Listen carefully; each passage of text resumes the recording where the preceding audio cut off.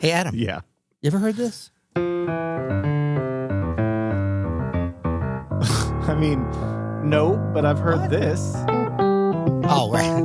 Close.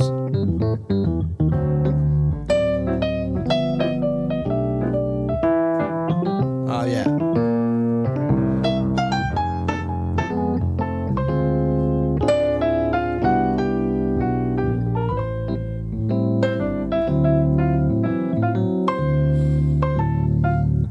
Ah.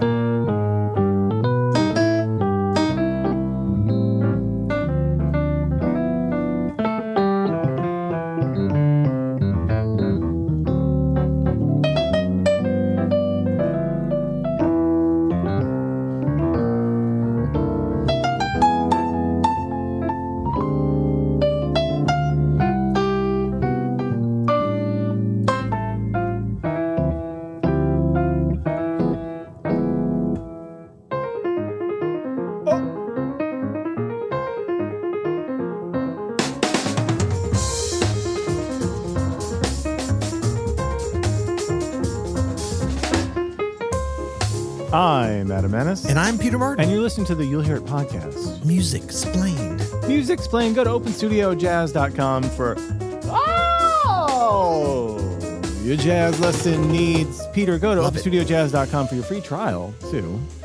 And we're continuing with our series today of what makes this album great. It's been a hit of a series, Peter. We got a lot of feedback on the series. I've got my scorecard right here. Most of it pretty good. Yes. No, it's been very good, I think. Yeah. It's about to get a lot better because we're listening to one of the greatest albums of all time. One of the yeah. Spoiler alert on the ratings of this one. This is going to be interesting because we love this record. Yeah, if this album isn't in the 90s on both of our scorecard, I would be very surprised. Yeah, I mean we're doing something wrong if that comes. Well, you know what? It'll just mean we need to tweak our scoring system a little bit. That's true. But I don't think that's going to be the case. Yeah. But we are going to be no, we're not going to be impartial. And we are going to prejudge this record because we have a lot of experience with this record. We've been prejudging it for 35 years. Yeah, but I think that brings a little bit more authenticity, a little bit more authority to our opinion because we both know this record very good. Although, full disclosure, and I haven't checked with my fine attorneys at Dudley DeBossier, but I have not listened to this record a lot recently. So I do bring out certain fresh air. Okay. An NPR fresh air. Shout out Terry Gross. Okay. To this, which I think is good. I love like revisiting. I mean, this is a record for me I could listen to every day and be happy and it would never get old. But for whatever reason, I don't. I go through stretches where I listen to it every day. That's right. And I have for years. Sue me. I love many things. Sue me. I do a lot of things. No one's going to sue you. Too litigious. We're talking about Ahmad Jamal's But Not For Me live at the Pershing. Yeah. At the Pershing, but not for me, I think is officially. First question. Yeah. Pershing. You've always said it in that way. Well, it is spelled that way. Pershing. Pershing. But there's a famous street here very close to us. Pershing Street. Pershing. Okay. Only somebody not from St. Louis County or city would call it Pershing. Okay. So Caleb, what do you call it? There's Pershing. Exactly. No, I think he said Pershing. Caleb's confused because we're throwing a lot at him. Hold on, for our listeners at home. So it's spelled. I think you're right. I'm just trying to Pershing. Okay, in what world grammar alert does a for you. shing turn into a jing? Okay, just so you know, there's many exceptions to the English language. That's true. The origins of many of these names are from other languages. But I think that you're right. I mean, I've heard people that know this record and are their snobometer is off the charts, call it Live at the Pershing. It's weird to me because I've always said Pershing. Listen, I'm not trying to be the grammar police. I've just always said Pershing, and I want to be right in context with you. Okay, That's Pershing. all. We're going to go with Pershing. Or Pershing. This is going to affect... Put it in the comments. You say Pershing or Pershing? The scoring for number 7, the title, you know. How do you say Empyrean Isles? Empyrean Isles. Empyrean. Okay, Yeah. Just want to clarify. Okay, so just as a refresher, or in case you're new around here, where y'all been? But the way we do the scoring is based upon the traditional 100-point Wine Spectator scoring. No, the Wine Spectator uses 100 points. That's true. As does the Western pedagogical school system. I don't think the Wine Spectator has something like "Is it better than Kind of Blue" on their list of. No, things. but they'll have like "Is it better than a Bordeaux?" or. Will they though? I don't know. That's the equivalent of that. But these are our 10 criteria: playing, yes, vibe, yep, compositions. I'm going to put for this. Can we put compositions for today only, or maybe for other albums too? Compositions / arrangements. You're throwing a lot. So we're going to change what makes this album great just for this album? Are we going to be retroactive? I think for this one, I think we could change this in general to compositions and arranging, because these are all compositions. These are all great compositions that we have here. But what makes them stand out is the arrangement. You're right. All right. 4, sound. 5, sequence, i.e. the order of the compositions and arrangements. 6, cover art. Can we take a look at the cover art just to refresh everybody? And this is going to be a tough one because there's a lot of different versions of this out there. This is one that I've never seen, but is most likely the very original one. Are we going to go with this one? Yeah, that's mine. Didn't look like that. Okay. No, it's so good. 7, title. 8, lore. 9, my favorite, the schnobometer. Your favorite, also maybe the most confusing. And then 10, is it better than KLB? We'll refresh you on what those mean. I believe it's schnobometer, not schnob. Schnob. I think it's just snobometer. Schnob. Like if Pershing is Pershing, and you said schnobometer. You're really going to hold on to that? I'm not. Please drop in the comments the correct pronunciation for Pershing. You've got me going on that. Anyway, this is on the Argo, the now defunct Argo record label. Did you know that? What if they're still around? How do you know it's defunct? What if they're still here and you're calling them defunct? Have you seen that movie, Argo? Yeah, great film. I love it. Great movie. Totally unrelated to this. Okay, let's stop this. Let's start this. Let's stop this nonsense. Let's stop the whole thing. Let's just call it off. Stop this. Call the whole podcast. This is a fun one. This is a fun episode. Let's stop this useless drivel is what I was going to say and start this beautiful music. You're driving today, so wherever you want to start it, but we're going to be talking about the playing first. Yeah, right? It's a tough one. I'm going to start with this unconventional choice for playing. Love it. This is No Greater Love, also known as There Is No Greater Love. Yeah. I think this is what...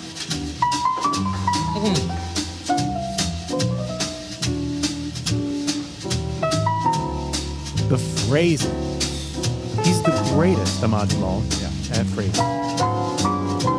And Israel Crosby's phrasing with the bass lines. Brunel Fournier. I mean... Dang.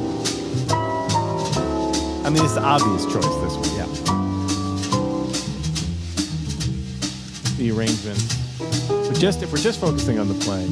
Obviously, the simplicity, the minimalism is talked about a lot. Is a theme and something that's been noted many times. But can we talk about why this minimalism works? Groove and dynamics. Groove, feel, and dynamics, right? The rhythm section is holding it down with the groove, with the sound, with the feel, with the dynamics. And Ahmad's dynamics are world class. Yeah. Highest level. Even the dynamics within, if he's playing a double line within a voicing or something, a lot of nuance there. Boom, boom. Let's play the melody again. Nothing wrong with it. Even better. Little Left Hand Red there, his version of Left Hand Red Garland, right? We listened to this once at the listening session. Take it around the cycle.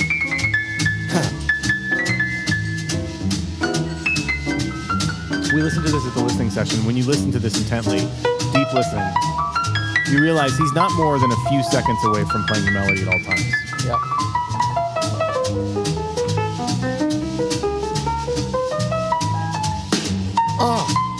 Brunel Fournier. Always going back to the melody. Never more than 10 seconds away from the melody. Oh, I love his blues playing.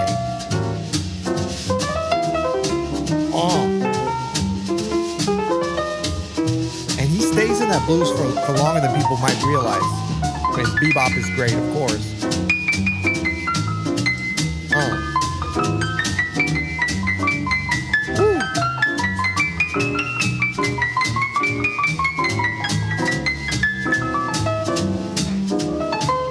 Again, started that phrase with the melody. Yeah. Arrangement.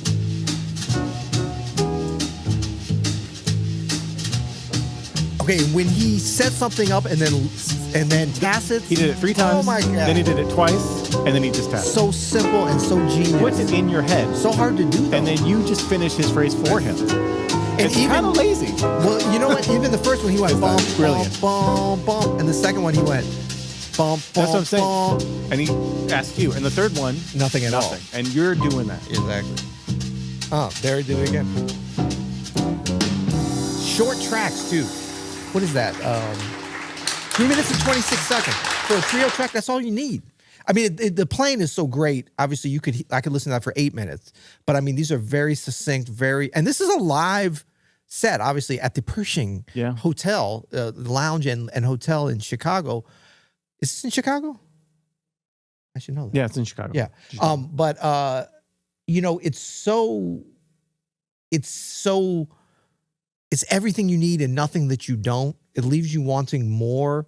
But even when you come back and listen to these tracks over and over again, it gives you more. It gives you which is crazy, you know. So playing Peter, I'm going with a 10 out of 10. Oh yeah, and I literally I know. Right, we don't even have to talk counting off, and I was just like, is there anything that happens? And look, if it was just what we're talking about, Ahmad, and then like everybody else was a 9 or a 9, I would reflect that and make it a 9.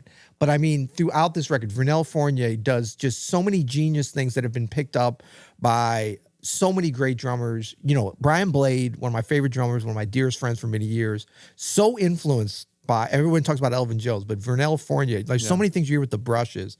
Greg Hutchinson, Herlin Riley, coming straight out of this. Israel Crosby, I mean, iconic literally stuff. Thousands of musicians, thousands and thousands of great musicians. The detail, the precision, the virtuosity I think that's what it is. This is virtuosic trio playing that certainly leads to the lineage that ends up at, Brad Meldau and Keith Jarrett and Bill Evans and Herbie Hancock. But it's not virtuosic in a way that would be like Art Tatum virtuosic. I mean, it could be, but it's more artistic virtuoso playing than anything else. It's 10, undisputed. Yeah, okay. I will fight anyone. Okay, vibe, I'm going with this. Well, I know what you're doing. I already...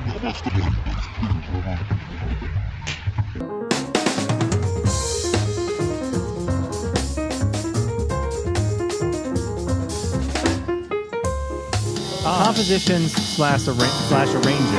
I'm going to go with this. This is the last tune on the album.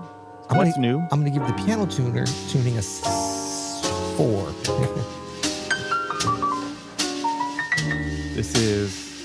This arrangement, every arrangement on here is a genius arrangement.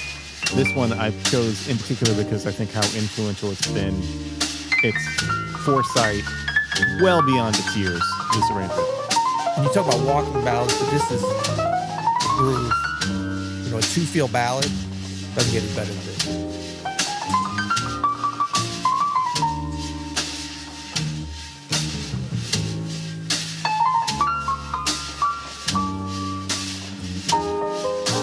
And the freedom that Vernel Fournier, by doing the groove in that way, it gives you the 16th notes or the 8th note triplet. So it could be like ba ba ba ba ba or ba ba ba ba, right? Those are all available, and they use those to craft the arrangement. He plays so much brushes on this album too. Drummers, when you're playing in a piano trio, brushes can be your friends. Yes. Don't feel like you always have to do it, but it gives us so much more space. Yep.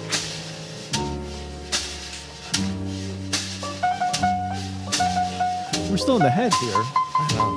Ostensibly. But what really shines in this arrangement happens after this last A section.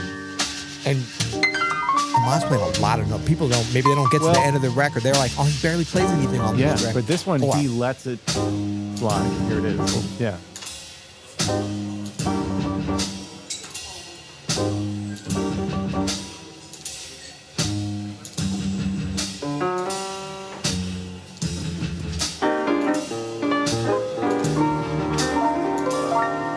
That's so great, isn't it?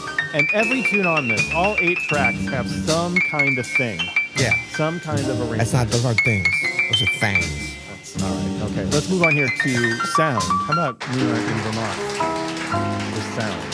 To the vibe, the way they go. Oh, you can feel the vibe. I got 10 out of 10. Oh yeah, me too. I'm sorry. We're just like I know we were just assuming. Assume everything's a 10 unless we think.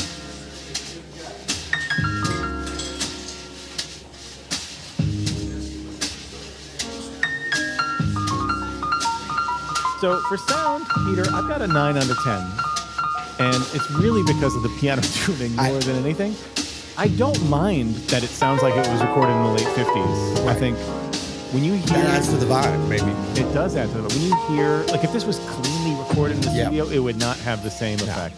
And the sound of the room, the sound of like the kick drum, the bass, I think is just beautiful. So I got a 9 out of 10 for this. It's interesting. I did 9 as well, but not for the tuning because I wasn't really necessarily saying that's. I think we're talking audio sound quality. That's not the. But to me, the bass and the drums, I think are 10 out of 10. To me, the piano it's a little like the reverb on it or the space whatever they did with it, and we could be listening to an altered version or what. To me, is not. I mean, yeah, the tuning maybe is part of that, but it's a little bit washy or spatial compared to the bass and the drum. But very little. I mean, the record sounds great. Like you're not gonna love a record like this, even if everything is 10 out of 10. If the sound is like 5 out of 10, to me, it's very hard to listen to. But I mean, listen to that brush sound. I know. And this is in a club. I know. And then you still have the people, the vibe of the room. You can hear plates clanging around. And I'm pretty sure that the Pershing Hotel did not have the perfect acoustic, although maybe they did. Maybe it was. I don't know. Sounds pretty good to me. Yeah. Next up, we've got track sequence. So any album that starts like this. Yeah.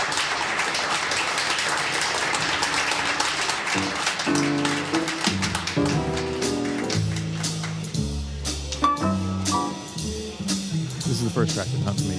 Check it out. When he goes into that beat there, on the last part, on the second part of that first 8. Yeah. Man. Okay, we're going back to playing or arrangements. But this is such an amazing setup. And the way that it blends from here at the end of this into Surrey. Yeah. Into this, into Moonlight. Yeah. Music. Yeah. The segues are all. No Greater Love. 6th track, Point Siena. Yeah. The real hit, the vibe comes on the last 3 tunes. Woody and You. Yeah. Right? Kind of a burner to end. And then that What's New with that amazing, like, unstoppable groove. It's a 10 out of 10 for me. Yeah, I've got 10 out of 10 already. But what's interesting is I think that you could mix up the sequence of these tunes in almost any way, and I probably would have still given it a 10 out of 10. Just because they do flow great. But I think the arrangements, the playing, it's just all so strong when you hit a certain level. I don't think it's like, that what makes this record is the perfect sequencing. I think it is perfect. I'm giving it 10, but I think that this isn't the only sequence that could work. But it's great. Cover art. Can we put that cover art back up here? Again? And if you're listening to the podcast, you can Google this now. We're going off of, I think, what is the original cover art, which is a sort of picture of Ahmad from below as he's playing the piano.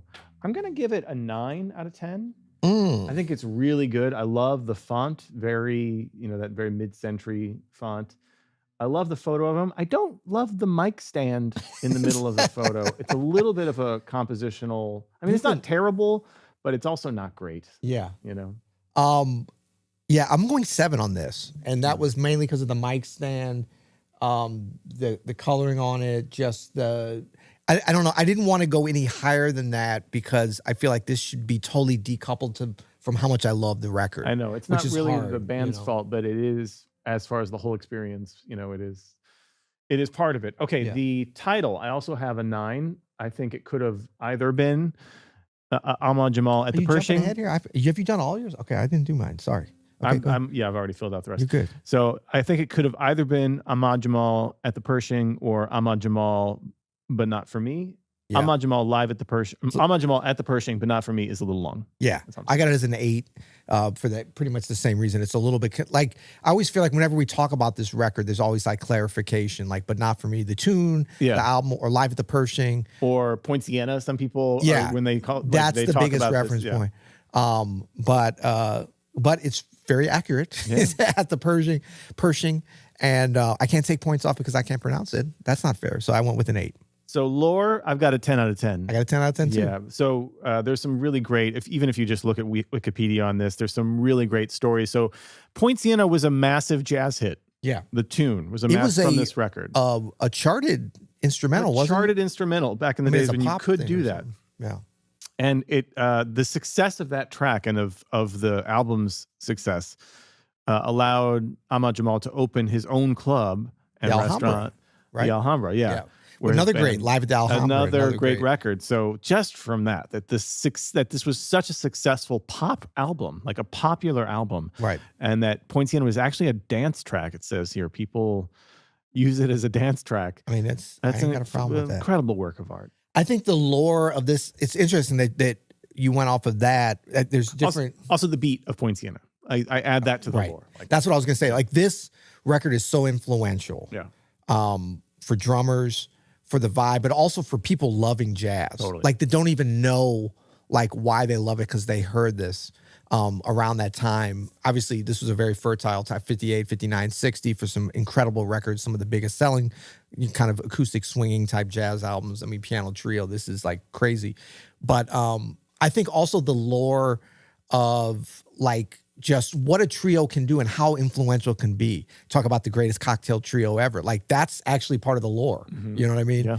And you hear the clinking glasses. The clinking glasses. But I mean, this record was so influential on Miles Davis and what he did with his groups and how he wanted his rhythm sections to play. Totally. You know what I mean? And like how he put his arrangements together in Sketches of Spain. Like, you know, Space and Miles Ahead and those records. So like this was, and not just this record, but this trio, and this is probably sort of the popular pinnacle. I mean, in some ways I enjoy, if a gun to my head, I might say Live at Alhambra is my favorite of these two records, but it would be a toss up. So it's not even like, oh, this was the one time that they reached that. There's a number of records. I mean, The Awakening from 1970. I love that record of Ahmad. Yeah. Like, Ahmad was like at that level and maintained that for many years. But I would say that this, because it had the popularity and the Poinciana on it, kind of like in the way that KOB, a little foreshadowing here, you know, did. Like, was that Miles's greatest record? I mean, it might not have been his greatest record from that 5-year span or whatever. But when you combine it with the popularity, with the zeitgeist in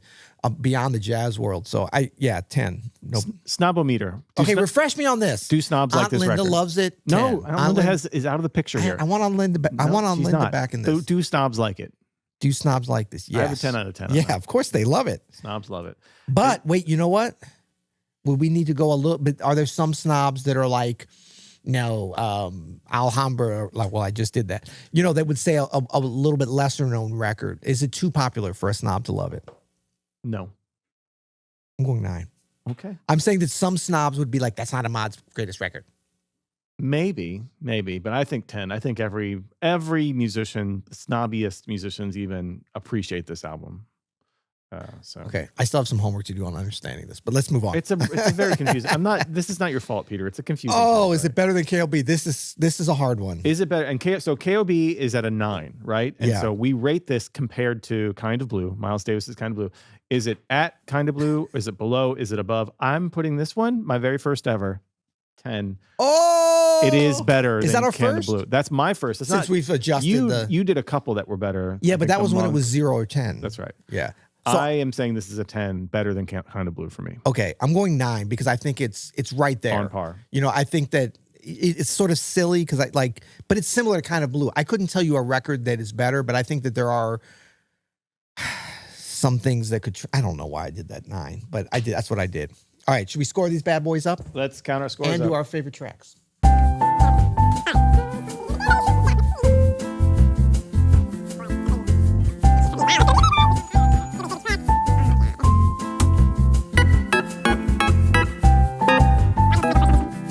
Can I put my bespoke answer first? All right, let's do it. You got it. Okay, Ahmad Jamal, At The Pershing, but not for me.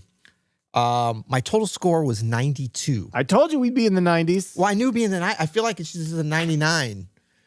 This is a great record. Disappointed in your own score? I'm disappointed in my own score. Maybe it's our system. If you were to ask me what grade would I give this record, I would give it an A+. Yeah. And so I feel like my 92 doesn't do that justice. But I guess you don't really like it. You know what, sue me. I'm honest in our obviously lacking scoring system here. And what's your my favorite track? I mean, this was such a toss-up, but I love Moonlight in Vermont. It's a great track. You know what I mean? But I love them all. Sue me. Yeah. What do you got? My score is 97. Damn it! My favorite track. That's what my score should have been. My favorite track, but not for me. But you know what? I don't like this. Oh, God. Anyone with the title track. Okay, this is the thing. This is the first time, by the way, I've had a higher score than you. I know. This is what's not fair. I will not give it up that you love this record 5 points better than me. I think I love this record as much or more than you or anybody on this planet. I'm not sure if that's true. This is in my top 3. Is it in your top 3? What's your top 3? I would have to think a little bit about it, but I mean, this would be in my top 10. This is in my top 3. I love this record. if not my very favorite album. You know of all what? time. You know what it is? I think did a little bit of a number on me. What? That fact, and what I mentioned, like loving Alhambra so much, that record. Yeah, you got that in your I'm head like, on Alhambra. Yeah, To me, this smokes Alhambra, but that's another. It's so Alhambra's like a 63. It's like a 60. No, I'm kidding. I love Alhambra, but this to me is It's a better. B plus. It's like an F. All right, this was fun, man. Yeah, I love this this is really record. great series. Put your score in the. Let me just say too, Ahmad Jamal. Did you ever get a chance to meet him? I think I did meet him at the bistro when I was a kid. Yeah. Yeah. Back in the day. I was just saying, I the had a old bistro. few encounters, and he was such a, if you get a chance, go to But Brian it was Blake. very like, hey, nice to meet you. Yeah. It's just real brief. Yeah. But he was such a great, all my encounters with him were brief. I did travel in a van with him for like 30 minutes one time and like talk to him. No way. Yeah, it was awesome. Wow. Like we were sitting in the back thing and we talked. He was such, of course, a gentleman, sweet guy. A lot of people talk about that, Well- but he was such a giving person to younger musicians. Yeah. Which not everybody is. And like that set such a great example for me. I always think of him Yeah. and McCoy Tyner, others that I encountered, Kenny Kirkland.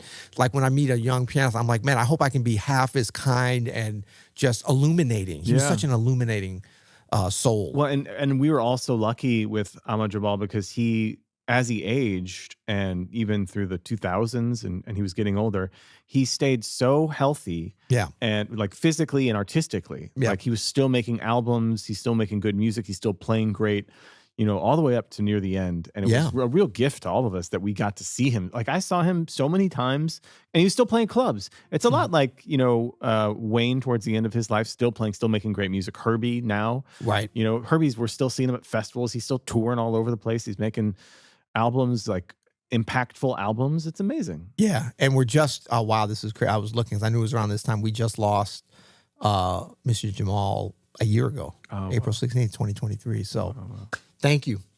Yeah. Till next time. You'll hear it.